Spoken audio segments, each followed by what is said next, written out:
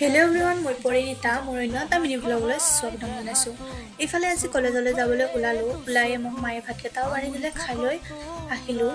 ইফালে চাওকচোন, ইহঁতেও মোক থ'ব আহিছে আৰু এয়া মামাহঁতৰ গাড়ীখনতে আহিলোঁ আৰু গাড়ীখনত মানুহ চাওকচোন নধৰাই হৈছে, তথাপিও আহিলোঁ।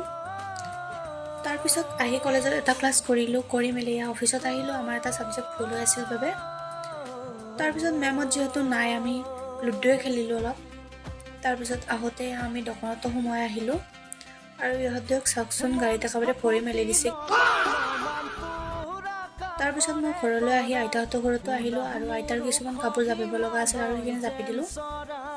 তাৰপিছত আহিবৰ সময়ত বৰষুণে আহিল, তো অলপ সময় ৰখিব লগা হ'ল। একেবাৰে বৰষুণ নহয়, শিল বৰষুণ দিছে।